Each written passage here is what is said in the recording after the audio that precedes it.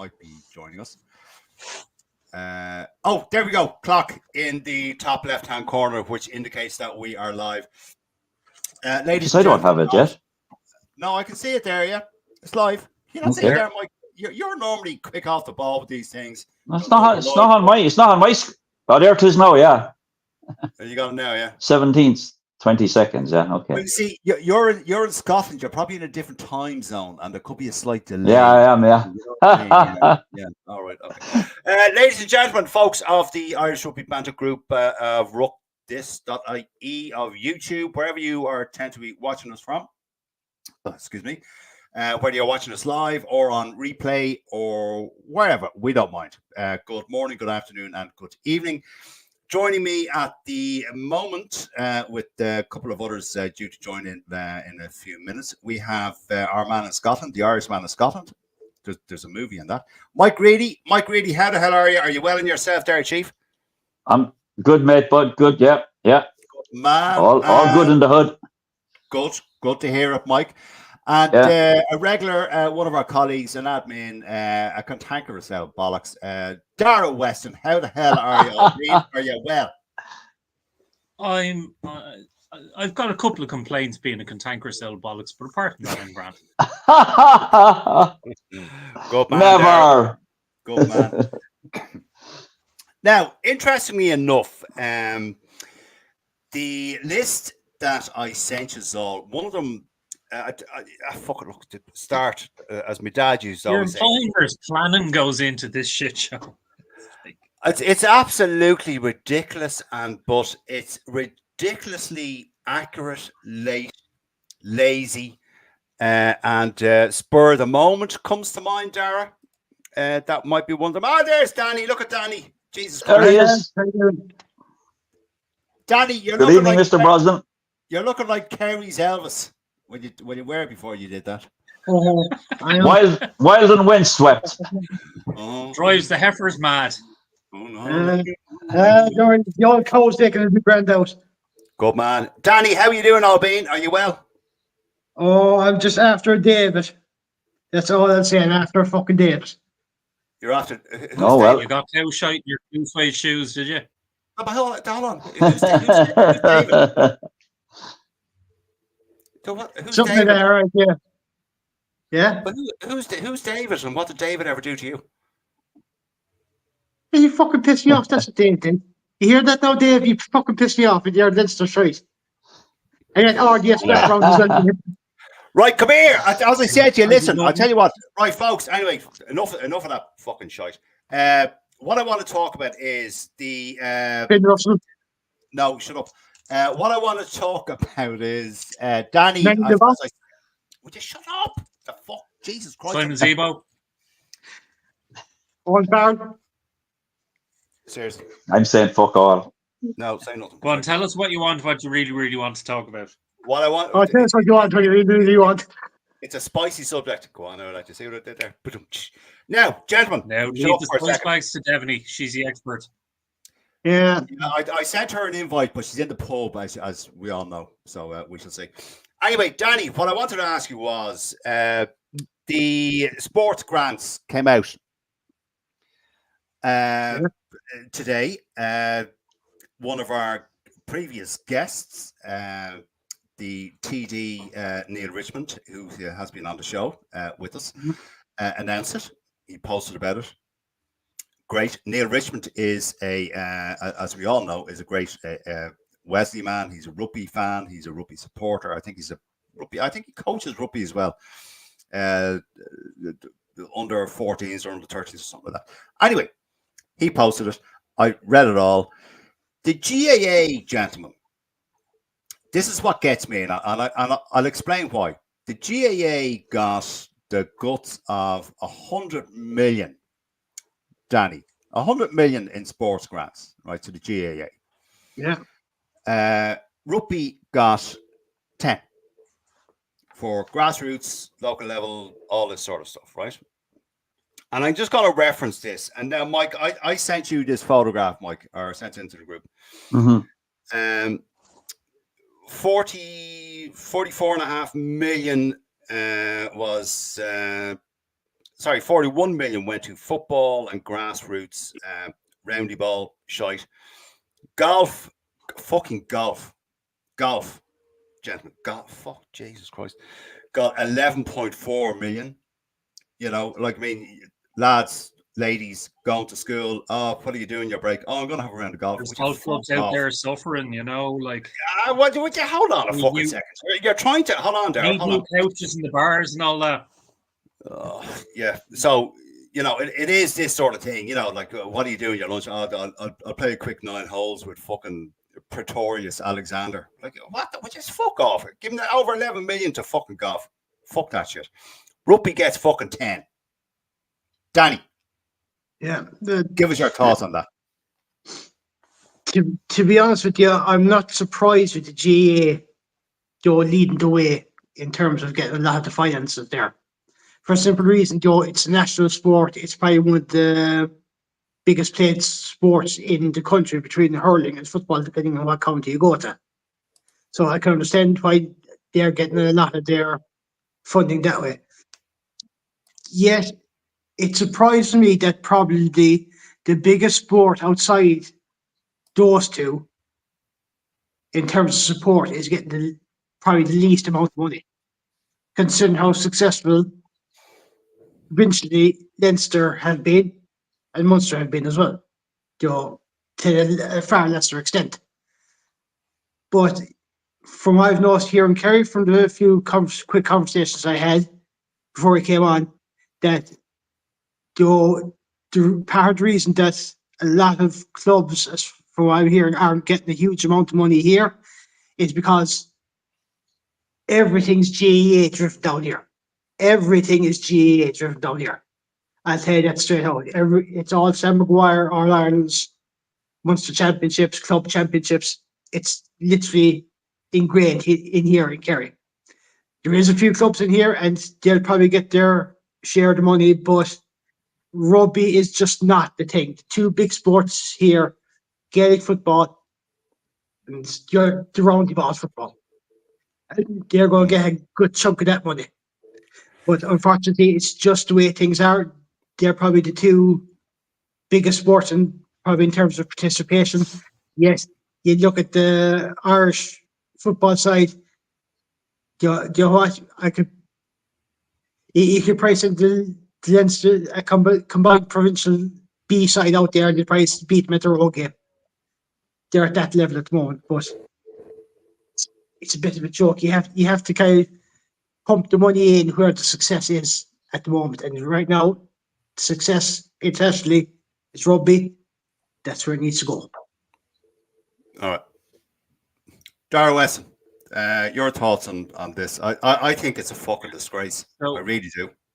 I remember reading a couple of years ago a report, and it was talking about the financial, the biggest deposit account holders in the state, and two of the top three were the church and the GAA. Because what do the GAA do with the money? They don't pay the players. They get a couple of million every time there's a big match on in Croke Park. Then, you know, they okay, I'm gonna insult a couple of people now, and I am half culture myself. My mother's from Louth, but the GAA is kind of like a farmer. The GAA will always say, "Oh, geez, we're struggling for cash, lads." Oh, fucking hell, we know. But it'll have a brand new Jeep out in front of the drive and all that, and a new combine harvester and all that. So, but the GAA, there's votes in GAA because there's a GAA club in every parish. So the money's always going to go there. It'll be like the fucking North Kerry Frisbee Association will get money through the Healy Rays. Probably got about 200 grand. You know, whatever wherever there's votes, the grants will go to. Wendy Ball used to be, but geez, the FAI have made such a mess of things now. You wouldn't let them mind a dog for you. Like, I mean, they can't hold on to money to save their lives. And there's football clubs around the country going bust as well. Golf, how the actual fuck did golf get more money than rugby? So let's look at it this way now. If you want a kid to get involved playing mini rugby, you need to get them boots, shorts, socks, and a jersey. but everything else is free. The training they get each week is free. You know, the trips to games and all that, it's organized with parents. They share all that. But what does golf give the communities for free? You have to pay to join a golf club. If you're not a member of the golf club, you have to go there and you have to pay green fees. The big thing the golf clubs complain about is the drink driving stops the members spending money in the bar. So most golf clubs, when my dad was still alive, he used to have to pay $500 a year in bar fees or a bar levy, and he never drank in the golf club. So he used to, at the end of the year, he used to get like a couple of bottles of wine out of it or something. But how in the actual fuck golf got more money than rugby, I do not know. You know, rugby will be down the list purely because there's spots in the country where there's not as much rugby. Yeah. Like Danny would say, Kerry. You know, it's like, you know, how much did the Kerry hurlers get? Fucking nothing. Because there are no Kerry hurlers. They all go to Limerick. You know, No. so I mean, there's, but still, I would have expected rugby to get maybe like half what the GAA got. Yes. Considering, you know, we have a massive youth rugby system in every club. We have schools rugby in a lot of schools. Okay, maybe not everywhere in the country as prevalent as GAA, where it's part of kind of the PE curriculum. Women's rugby, tag rugby, obviously men's rugby, provincial rugby. So how golf clubs got more than that? I mean, that's just pure political. The local TD going down the golf club bar and saying, "Listen, lads." Like the guy on screen there, Mark Michael said, his golf club got 158 grand. And I'm sure the TD went down and announced that personally, that he got 158 grand for the club. You know, I just find it, as you're saying, Dara, and I completely agree with you. Jeez, I think second or third week in a row, I'm agreeing with you. It is mind-boggling that golf got more funding than rugby. It really is. I just don't get it. I just don't understand it. Because that's where all the business is done. So All the business is done in the golf club. That's why. But it's an individual sport. You can go out and play golf on your own, or as Danny says, you go out with 3 other lads in a 4-ball, and next thing you know, secret handshakes and all this kind of stuff, and you've done a deal and you're buying somebody's company or whatever. You know, I mean, but like, I mean, there's no, you have to, you know, there's no underage in golf. You know, a lot of golf clubs, women are still second-class citizens. There's a golf club down near me, Royal Dublin, and they wouldn't let female members in. I think they still don't let female members in. Serious? You know? So, I mean, it's, They used to always give the president shut down. membership and access to the place. And when Mary Robinson joined, Mary McAleese, nope, they weren't allowed. Portmarnock Golf Club only changed the rules like a year or two ago, and that used to host the Irish Open every year. So how a solitary sport like golf gets more money than a team sport that involves the community like rugby, because second to GAA, rugby and soccer are probably equal in terms of community involvement and things like that, you know. So I can't understand it. It's pure political. You know, there's an election coming up when fucking golf clubs get 15 million or whatever it is. All right, fair enough. Okay. Now, I'll jump in there for a second, right? Earlier on the year, Leinster were playing Northampton, wanted at Croke Park in the Champions Cup semi-final. That sold the stadium out. Was it the following week or the previous week at the Leinster football final between Dublin and Louth? I think. Oh yeah, there was about 5,000 people in it, Danny. Is that the one? There's about 21,000 people. That's about a quarter of the stadium. Now, if you can't sell out the provincial final in the GAA, at headquarters or any other stadium, that shows you how uncompetitive that system is. Now in Leinster, but if you're going to a provincial final, you want the 2 best teams there, and you want a close game. you can't quarter the stadium. You could held that in Parnell Park or the RGS, and you should probably had a better atmosphere there. And the only game I'd Danny, say, as a Kerry man, you'll know this. So Croke Park was built for one occasion, and that was the All-Ireland final in terms of capacity. The old joke, the Kerry people never travel to the semi-finals. They only come up for the final, because they just assume that they're there. So, they don't even bother going to the previous games. And sure, the GA had no problem building it because Bertie Ahern gave them, was it 20 or 40 million at the time when they were building it, which was like half their cost for it. Yeah. Jeez, you wouldn't get a room in the children's hospital built for that nowadays. Like, Jesus Christ, but we're getting very political this evening, aren't we? Now, hold on. But the other thing there is, even with quarterfinals and semi-finals, GA, you're getting half in stadiums. So it's not a joke. Everyone's coming off the All-Ireland final, and that's it.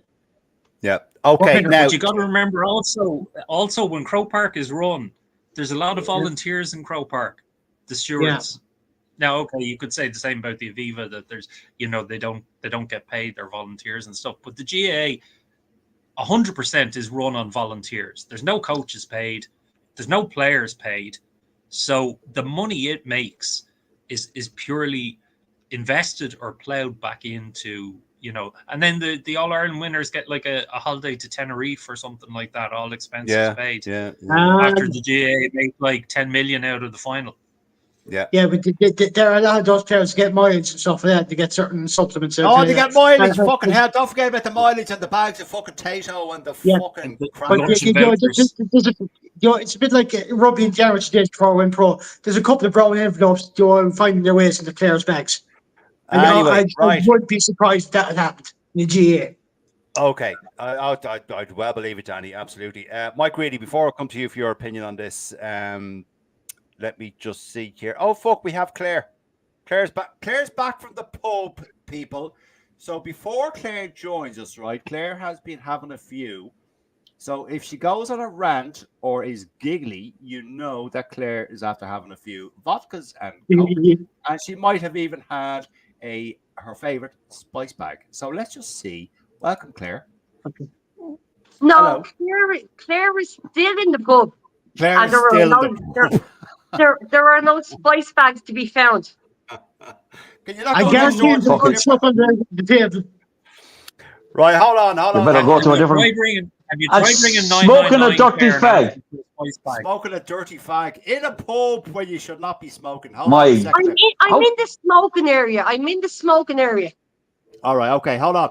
Before I'm coming to you, Mike, next on this. I just want to get through a few comments here because there's a lot. Joe Lyons, Gregor Galway, Mark Michael, how the hell are you all? Megan, how are you? Joe Lyons, if it's finance-based, then equestrian horse stroke stuff should be miles ahead with the overall finance and, excuse me, revenue it generates on a global stage. Oh, definitely. All those poor millionaire and billionaire horse owners, I mean, they need grants. Yeah, horse racing is privately owned. It's not. There's no community involvement in it apart from the bookies and the racetracks. True. So you can't compare that to sports. Yeah. Okay. No, Megan and Gregor are kind of having their own kind of conversation here. So they always do that. Per usual, Megan and Gregor. Yeah. Mark Michael, juniors are free in golf and get lessons, equipment, etc. Didn't know that. Okay. Now, thanks, Mark. In some clubs, possibly, but not all clubs.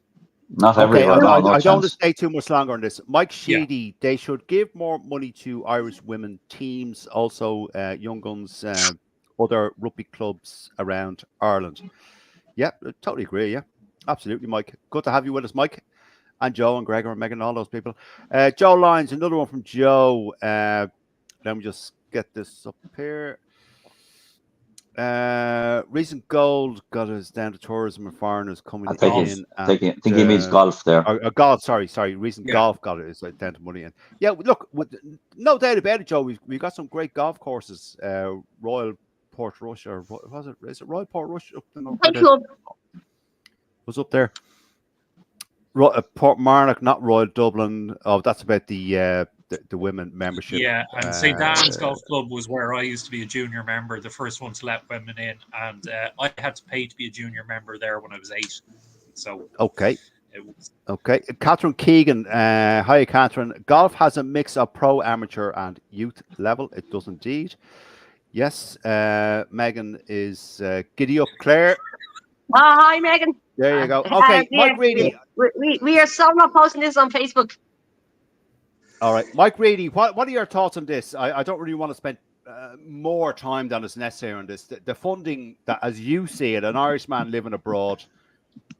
Well, I'm not anti-GAA like some of you guys, but I love all sport. Mike, but Mike, anyway, I'm not. I personally, I've no interest in GAA.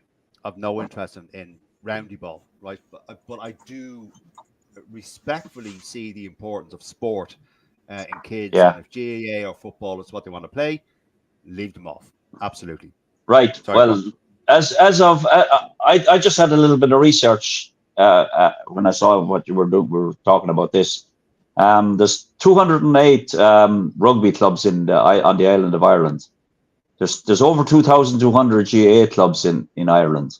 There's 1,170 or something football clubs. Now, I think pro rata 2,200 is going to get a big and they don't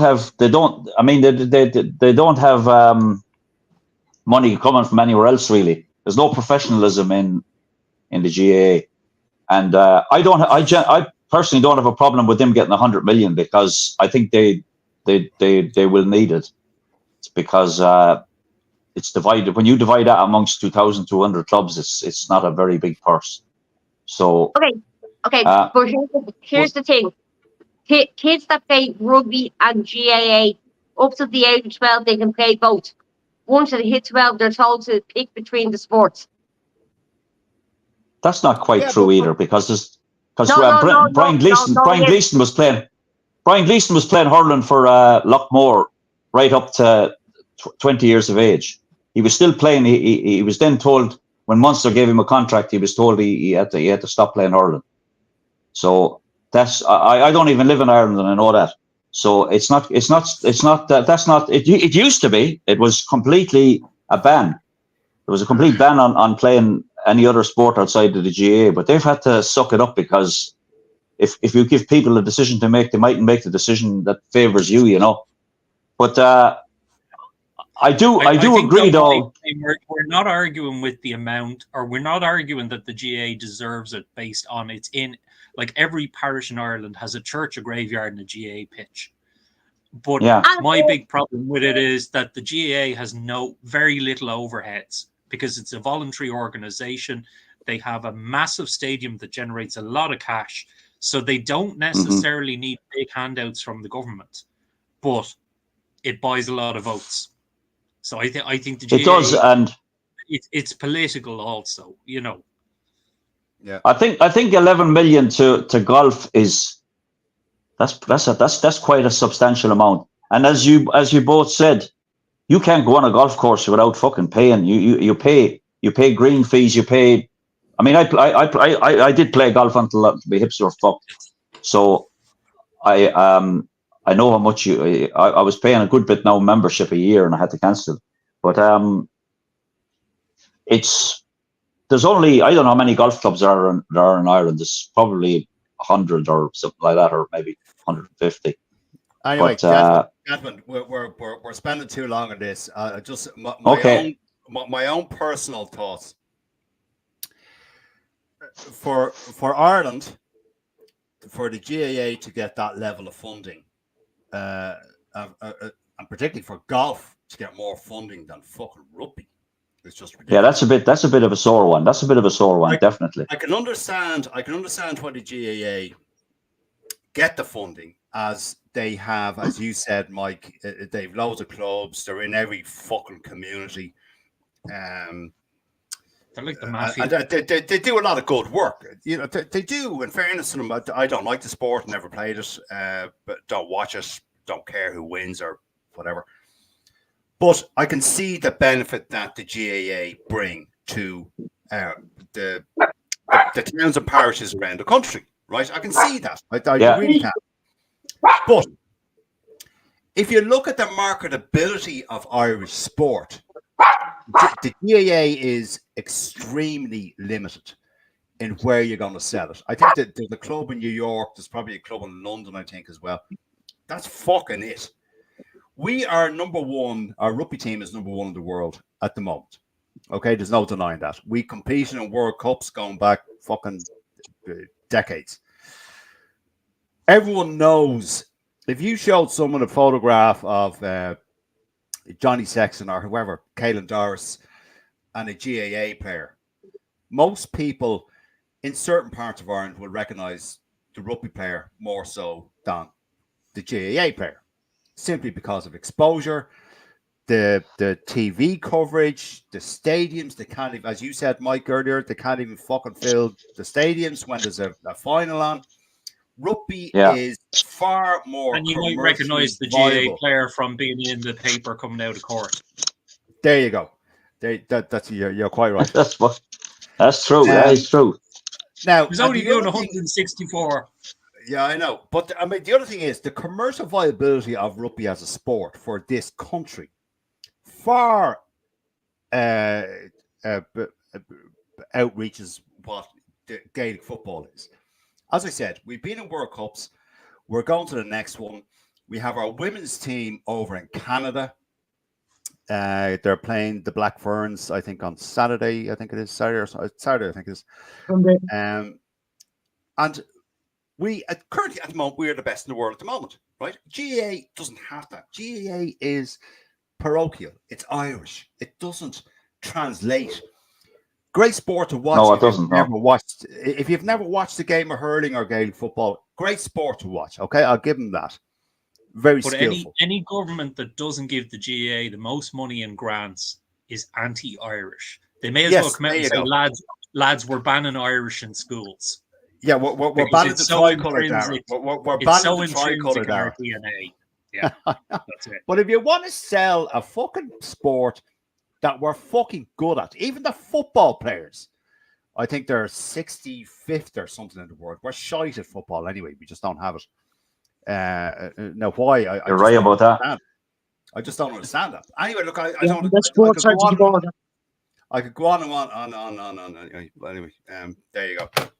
Yes, that's another thing. Football should be like rugby and all Ireland sport. I don't understand why it's not, but there you go. That's an argument. It is actually the only sport. It's the only sport Ireland isn't combined for.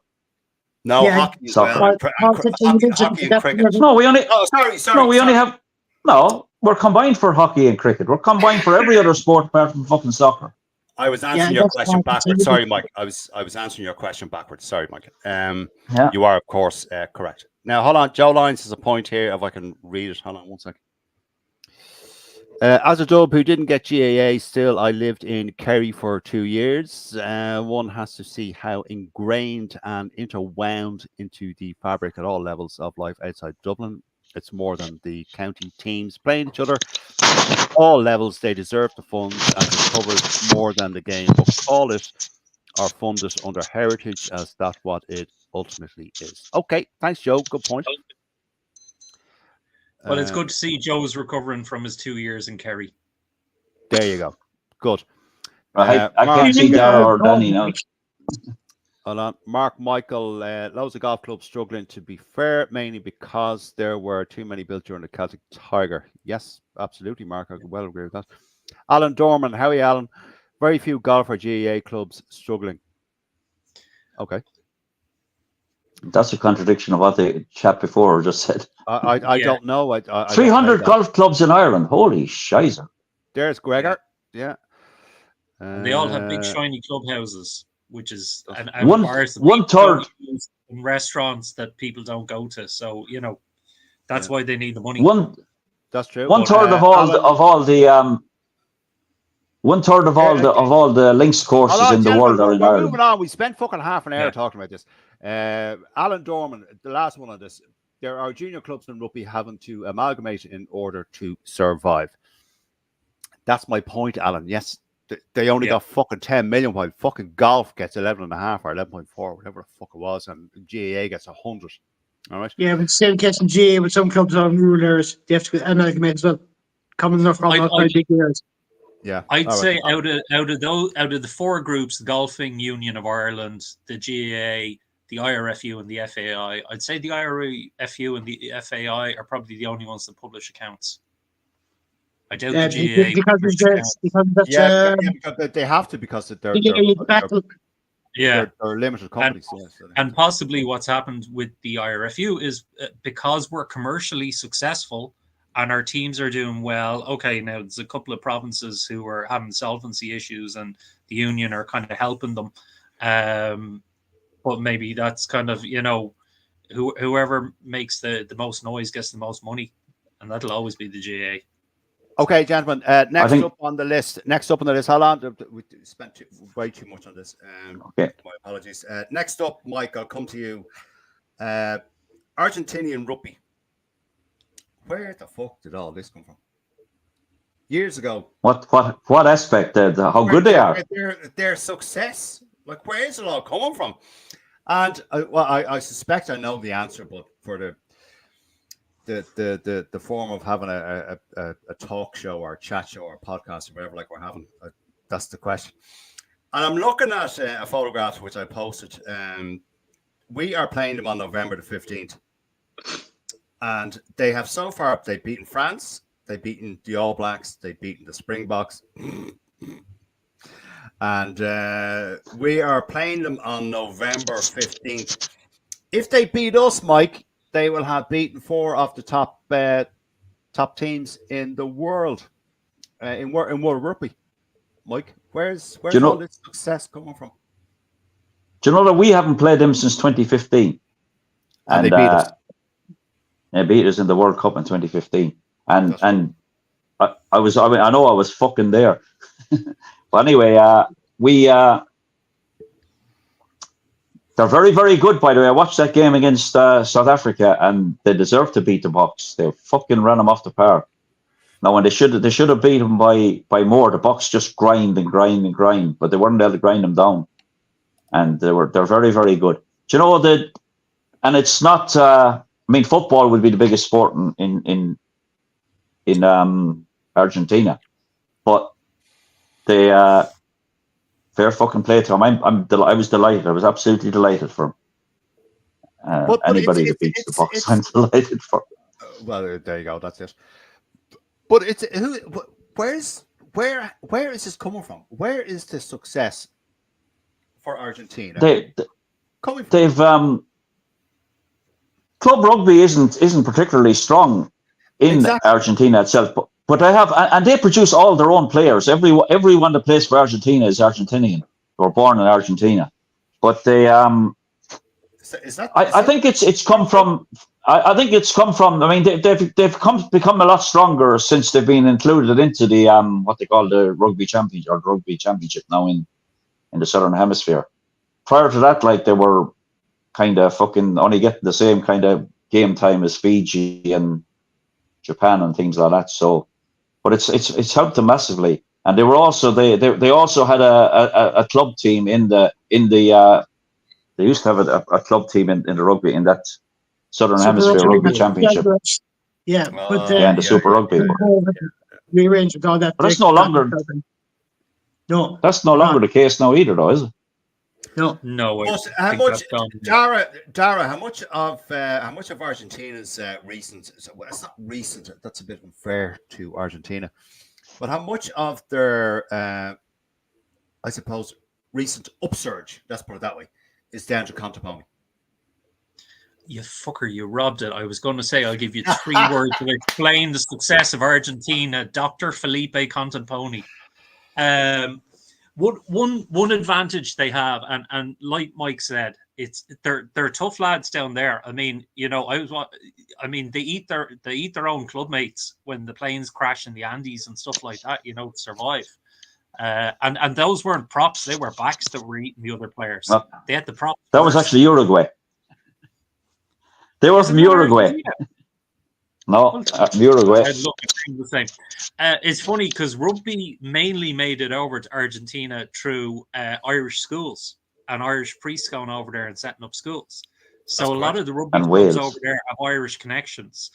As Mike said, they're like the Fijians and all those, but do you know what? They don't have a big, powerful rugby nation near them to steal their stars once they start getting going. They're kind of too far away from anybody to poach their players. Yeah. But That's no, a I good think point, just Barry. Yeah, never thought of that. That's a good point.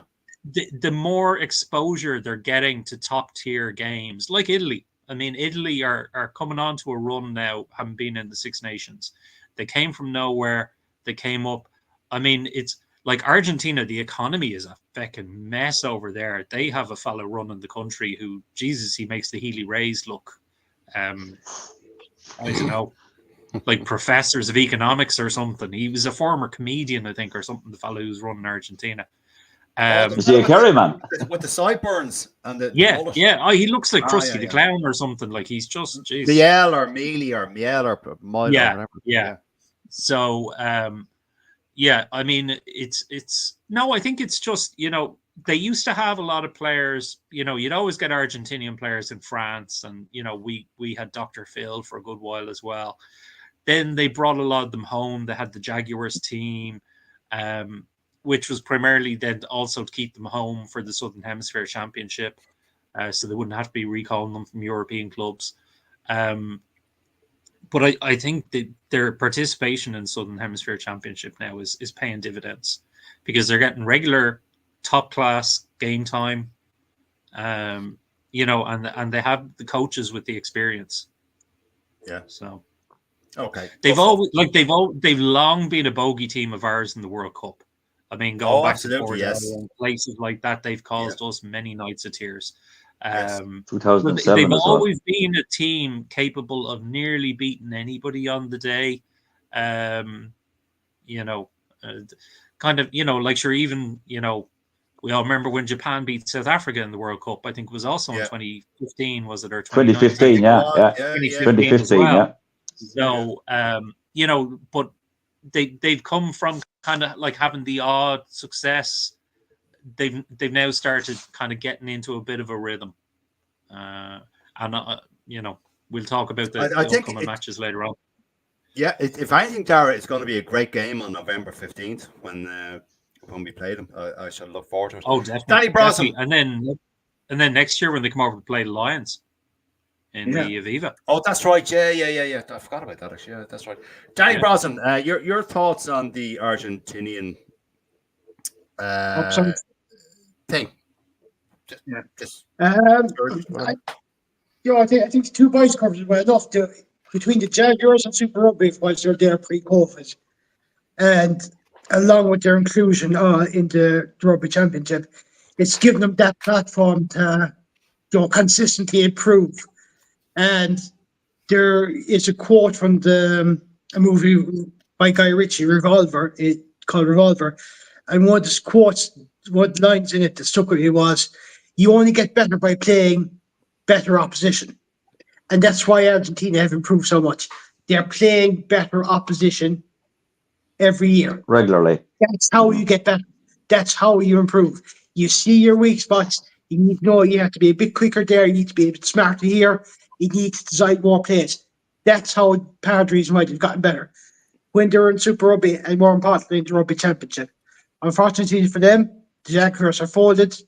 They don't have any chance to keep their players at home now, but still, that's down to part and parcel of it. And I think it's going to be a hell of a lot harder to get beaten when they come here in November now as well. Well, what about Contepomi's influence, Danny?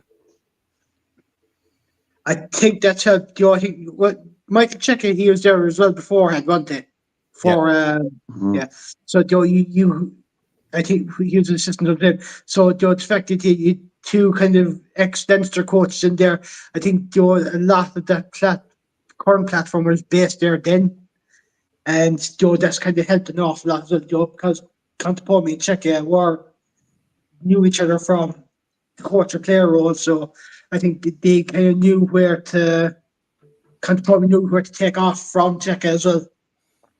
But yeah, I think he has kind of brought his experiences in there, and that's helped enough. That, but he's got the right group of players as well. That's helped. That helped any coach. So basically, it's Leinster's success in Argentina. Yeah. Okay, we'll go with that. Yeah. And Is that what you're fucking saying? Is that what you're thinking? Yeah. Contemporaneous is a doctor of medicine, unlike Razzie, who's a doctor of bullshit. There you go. Yes, Okay, it's true. before we go on to our next point, our next topic, a few comments here. They just suddenly appeared. I don't know why this happens sometimes. Joe Lyons. Joe loved his time in the kingdom. He and Joe would quite happily move back and put the house on Seafield Road up for sale. Good man, Joe. Jeez, I grew up just round the corner from Joe. There you are. Ian Gilbert, hi from Madrid. Hi, Ian. Good evening, Ian. How are you, Ian? How are you? Where am I going here? Oh, Jesus. Gregor, go away as always. Up Las Pimas. Yes, okay. Joe Lyons, Mike, our last game was in 2021 when we destroyed. Oh, so we did. 53-7. Here's James Eric Henry McCorkle. My God, you sound like a lord of the manor, James. Good to have you with us. Now, where are we going? The Argentine rugby team used to suffer from a bit of an inferiority complex. Yes, they did, especially with Southern Hemisphere teams. But I think they are over it now. I would tend to agree with you, James. Yeah. Ian Gilbert, they were from Uruguay. Yeah, I know. Yeah, we got that, Jam. That was a simple mistake. I would have probably said the same thing. Let me see. Mark Michael, I was there in 2015. Also, never forget their supporters. Never stopped for a whole match. They were brilliant. Good man, Mark. Good to hear it. Alan Dorman. I was at their game in the semi-final that year as well. Yeah. You mentioned that. Okay, thanks. Alan Dorman. Oh, for fuck's sake. Yeah. Twickenham for the semi-final. Alan Dorman, the doll is full would you show us that? Would you, when I'm reading these, the full of comedians? Joe Lyons, Irish diaspora is huge in Argentina. It's fifth globally behind America, UK, Australia. The fella who was the first Canada head over of 1 million. Argentinian Navy was from Kerry. I know. Here's a bit for you. He was trying to get back home. Yeah. So Healy Ray. I like it. Ian Gilbert, Argentina always played good rugby and were the oh my God, I can't read that. We're the last romantic amateurs. There you go. Their problem has always been with discipline.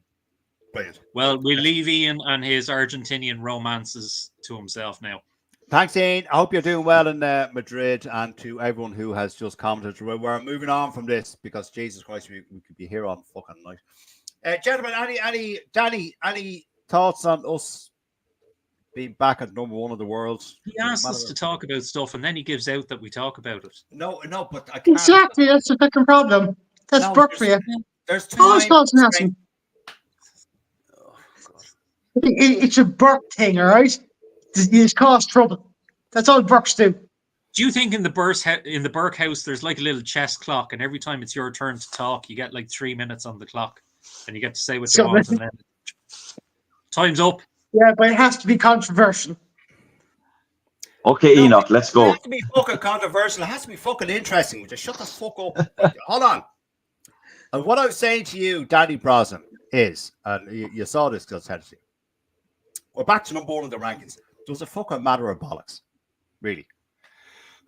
How are we back to number one now? Weren't South Africa number one? Did they get beat? They got beat by Argentina.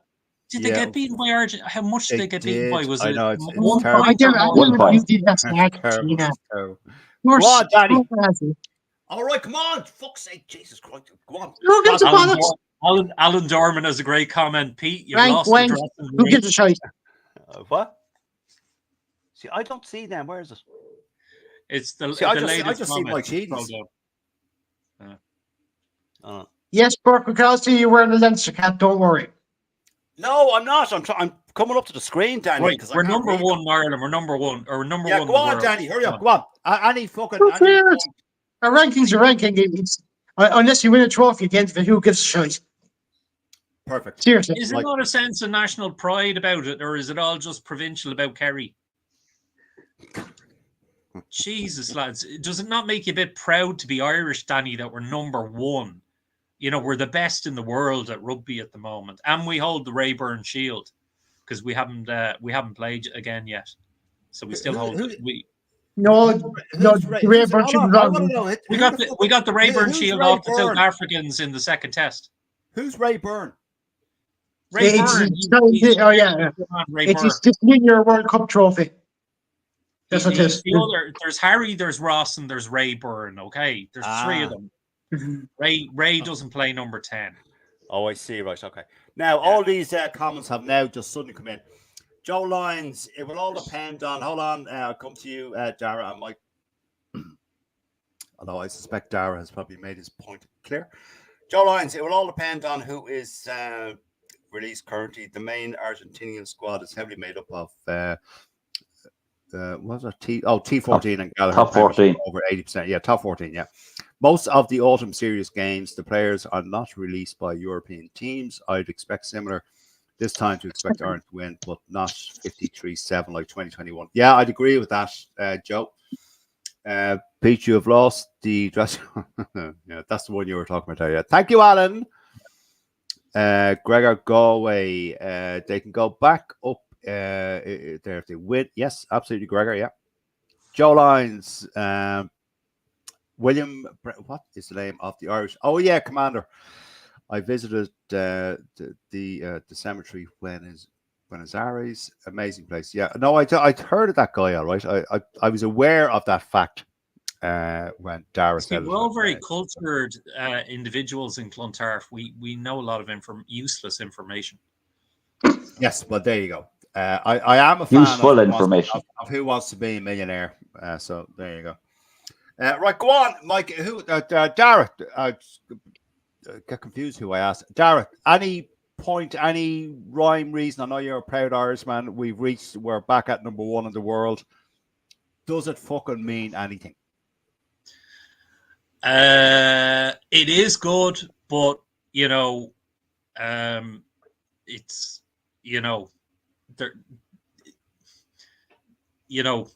don't get a medal for climbing Mount Everest, and you can go up to the top of Mount Everest a couple of times. But as Danny says, until we get this fucking Rugby World Cup shite off our back, we'll have the South Africans, 4 World Cups, 4 World Cups, 4 World Cups, but the kids still can't do a good barbecue when they get pissed on a barman's fart. Drink them under the table, we would. But yeah, look, listen, it's a hell of a lot better than being like Wales, where you're not even in the top 10. Like, it shows the strength of Irish rugby at the moment. We just need to be able to choose. I think the number one team in the world should be allowed call when they want the World Cup to happen, like government's calling an election. So we should go, right, lads, we're on a fucking good streak here. Let's call a World Cup.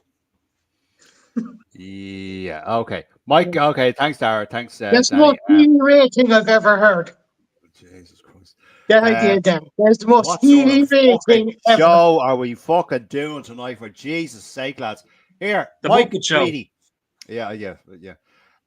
Mike Reedy, your thoughts on this?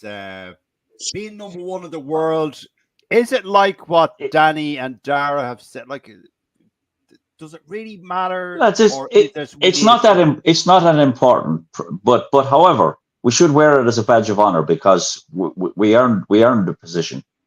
Now, whether people like it or not, the South Africans don't like it, but the South Africans were beat. They don't even understand how this works out. They went down in the rankings. They lost three ranking points by getting beat by Argentina because Argentina are ranked way below them. Now they will have to win substantially. They'll have to win by, I think, 15 clear points to regain the number one position at the weekend. Because which they might do. Oh, they might very well do. And do you know what? If they do, fair play to them. I don't think it matters that much. It only matters when it comes around to the actual making the World Cup draw, because the seedings are important at that juncture. But we do need to get the fucking quarterfinal bullshit off our that off our back, to claim legitimate. It's a bit of a nonsense, really, to be claiming you're number one when we haven't ever won a World Cup. So I can see where they're coming from. Look at how often the Kiwis choked in the World Cup. They Yeah. won the first one, and then they couldn't buy a World Cup for years. And might I just take a moment to say that as a former member of the Front Row Union, I should have said that it's a titular honour, the number one spot in the world. Yeah. Had to say something childish. Yeah, well, there you go. Yes, Yeah. Okay, before we move on, Joe Lyons is from Fox Rock. Good man, Joe. Glad to hear it. It's basically twinned with Clontarf, Joe. Twinned with Clontarf, yes. Bit of Fox Rock broke off and floated across the bay. There you go. Gregor Galway and Megan are continuing their private chat. Carry on there, folks. Ian Gilbert, there's a colony of Welsh-speaking Argentinians in Patagonia. Well, for that, I don't know. You're having a fucking stroke there, Ian. Which may explain their rugby problems in the past. Oh, the Western, yeah, okay, good man. Yeah. Megan Augusta, Jesus, no, we aren't. Yes. We don't get much to brag about, Megan. No, we don't. Joe Lyons, Mike, you're talking about Safas here. For fuck's sake, they can't grasp basic maths, let alone a technical algorithm. Oh my God! I think this is very true. Now he sounds like our type of man. Joe Lyons, I think he does. All right, gentlemen. Moving on. Actually, one thing I want to say, Dara, you brought it up. You posted, I think, a picture of it into our chat group. The supporters pack. You were not overly enamored with the supporters pack, Dara. I got my Leinster season ticket holders supporters pack today. It was delivered by the reputable company Fastway Couriers, so it was thrown into my driveway. Wasn't even delivered into the fucking porch. It was thrown at the side of the car from a passing van, a drive-by delivery. It was thrown at you. So of course I went out. I saw it on the doorbell camera. I went out and I thought, oh, another delivery for the wife while she's in the office today. Picked up, saw my name in it, and I thought, Jesus, I didn't buy anything off the internet. What's this coming from me? And I opened it, and at first I thought it was a T-shirt, and I thought, this could be good.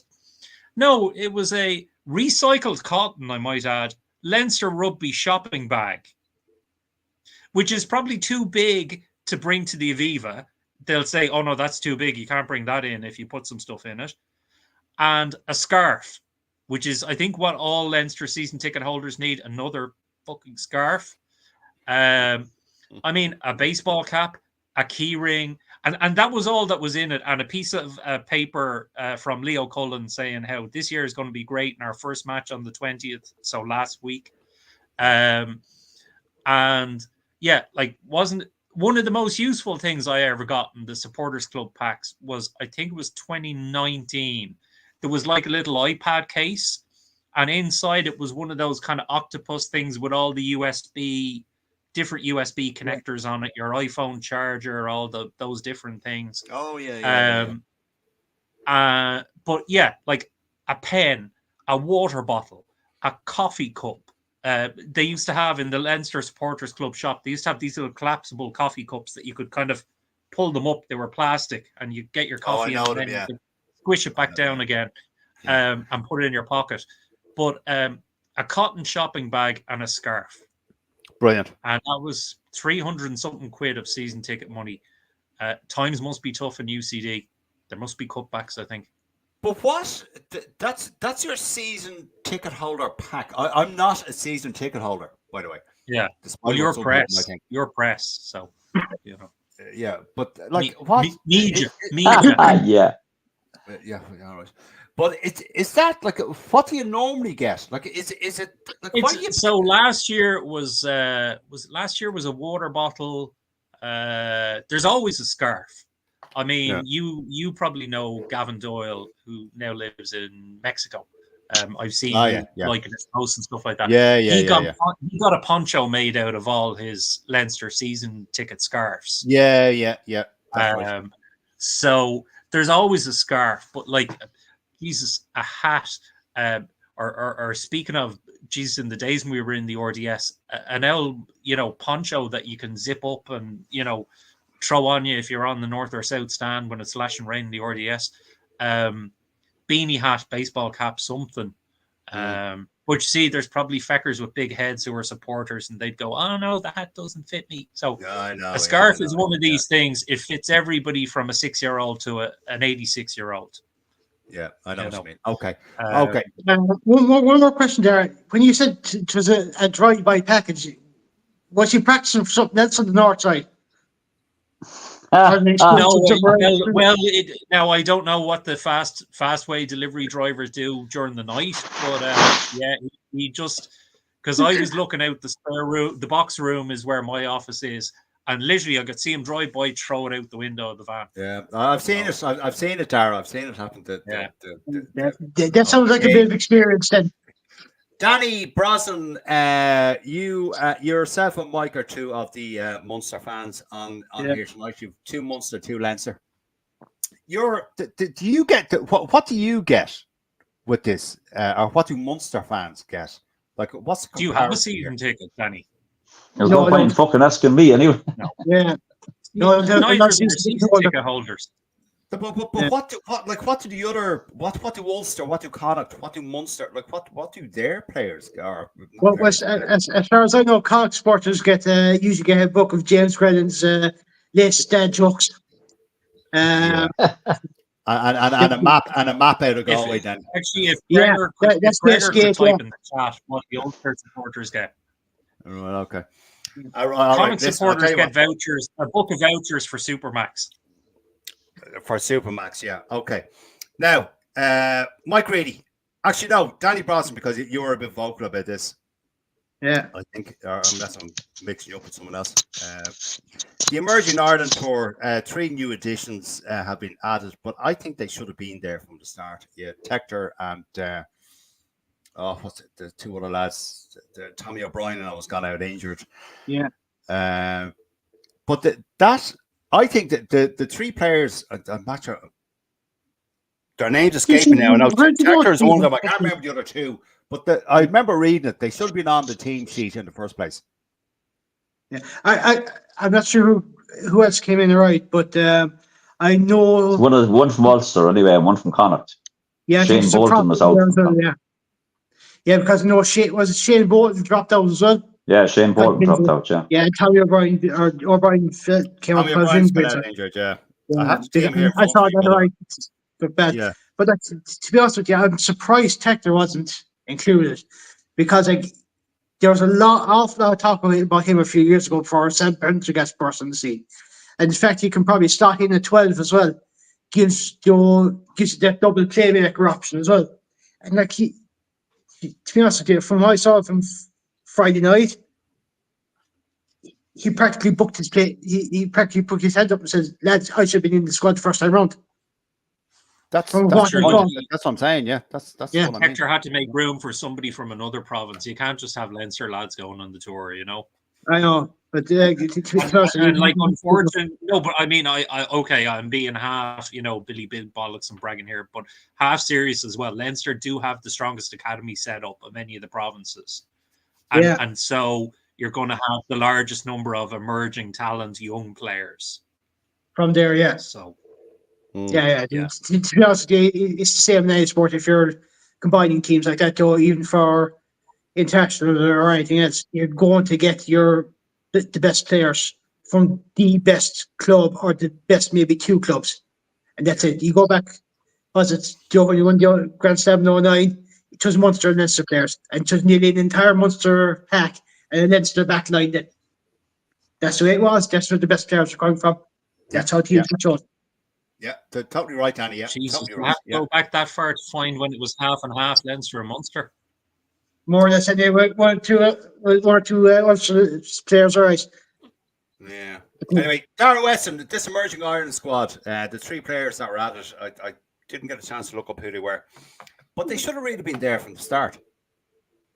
I know Tommy O'Brien. I can't. It's a case of choosing from all the riches that you have, kind of, so it's look, somebody. They all deserve a call up. There's so many young players who deserve a call up, but purely on numbers basis, and also you want to spread it among the provinces. You know, because there is an element of politics about it, and you know, you want to be seen to, you know, be showcasing the best talent from each province. So, you know, there's always going to be a bit of musical chairs where, you know, somebody gets Dara, you see this. I have there's an issue with this with me, and I could go off, but on a rant about this. It's like this fucking. Go on, it's been a while since. No, I'm not. No, it is like this. It's like the sport. It's like the sport. Take a sip behind now. Go on, take a sip behind now and no, fuel it's yourself. like the sport. No, I have. No, I'm on my last one now for tonight. But if on an emerging Ireland since tour, you came back from Wexford. Oh, shut Something changed you From down Mexico? there. Nothing changed. I don't fucking have that. I don't get fucking slow. Anyway, It's much more mild, and he's always agreeing with you. It's fucking freaky. No, but what I'm trying to say is the Emerging Ireland Tour, if you have a 33-man squad and you're trying to pick your best players, and I'm going to ask you, Mike, and you, Danny, this as well. But Dara, if your best players, your most confident and potentially first squad team players are coming from one particular academy, one particular province, why the fuck would you not pick them and bring them on an Emerging Ireland Tour? What the fuck is this politics bollocks got to do with it? You want to pick your best players. You know, you're going down the road now of what the way South Africa have to run their team. They have their quota of the color of your fucking skin.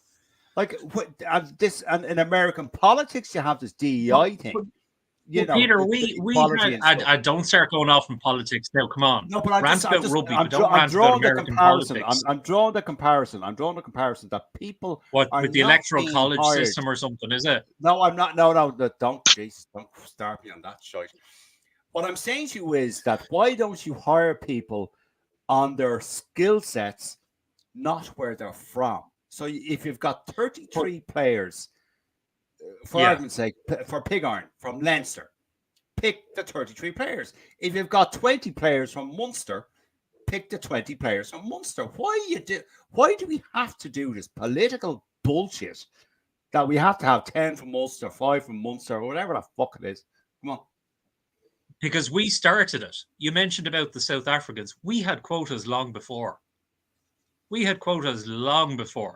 I've cited a few times Davy Tweed. Oh, that fucking nut. Who was picked because we needed another Ulster man on the team.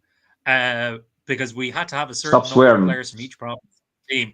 Although stop swearing, that rule never seemed to apply to Connacht. It was they got left short a couple of times, or else Connacht players got absorbed into other provinces. But anyway, we'll get Brennan on to complain about that. So the Blazers in Irish rugby, there's always been 2 Leinster, 2 Munster, 1 Ulster, 1 Connacht, and sometimes there hasn't even been a Connacht Blazer on there. So look, you know, each province, it's you know, I don't have kids myself, but you know, I would imagine, you know, Mike Reedy, you can't, you know, constantly say one of your children is your favorite child.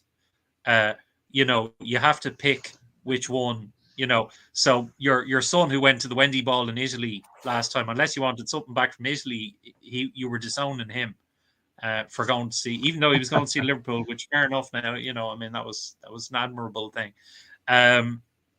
Look, I've been there with him myself. Jesus. You have to you know, to keep the atmosphere in each of those academies. You have to have representation, proportional representation. Yeah, yes, some are going to have more representation than others, but you know, it comes out in the wash. That's Orwellian. That's George Orwell stuff, Darren.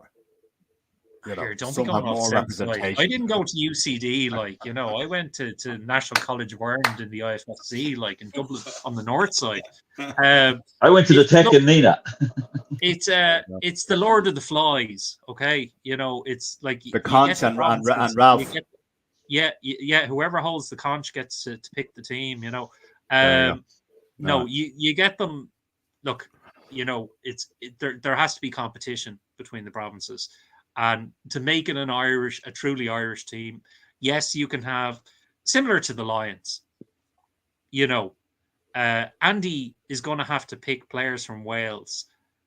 He's going to have to pick a certain number of players from Scotland. He's going to have to pick English players. You know, even though on form at the moment, you would stuff the team full of Irish players. Put the Welsh players on the fucking bench and fucking be done with it. Anyway, sorry, Dara, we're over the hour mark. I just want to get Mike and Danny's thoughts on this. Sorry, Dara, I don't mean to cut you off, but just for the sake of time. No, you're grand. You're grand. I was running out of steam there. Grand job. Okay. Danny Brosnan, your thoughts on this. The emerging Irish squad, I'll come back to you about, I know you were talking about it, but the idea that we have to pick proportionally to the 4 provinces, and we're not picking the 33 best players. If they happen for Pig Iron, as I said, if they all happen to be Leinster, fair enough. If they all happen to be Munster, fair enough. Ulster, Connacht, whatever. Why don't they just do that? Pick the upcoming players. You see, the big problem with that is the timing of the tour.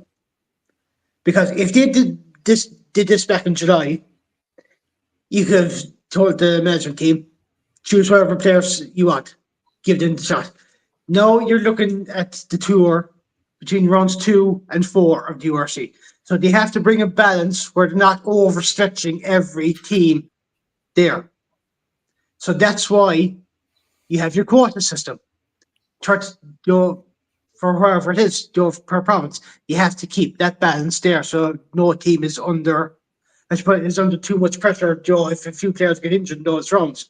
So that's it. And I've said it before. Wrong time. Wrong squad, wrong time. That's how they fucked up. Plus, we need the Leinster lads for the Autumn International. Yeah. There you go. Okay, Mike Reedy, your thoughts on this?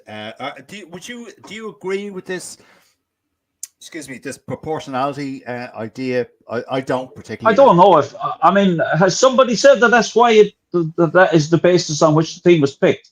I have to be honest. I think all these guys traveling are there on merit from each province. If I'm honest, I think they all have have put their hand up.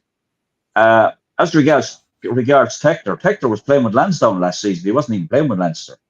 So he was, Mike. He was capped for. Yeah, but he got a few games, but he was playing. He was back playing with Lansdowne as well. No, I rate Tector, by the way, and I thought he had a brilliant game on Friday night, and I'm pleased. But prior to that, when had he last played for Leinster? Like, how could you pick him? How could you pick him for an Ireland team?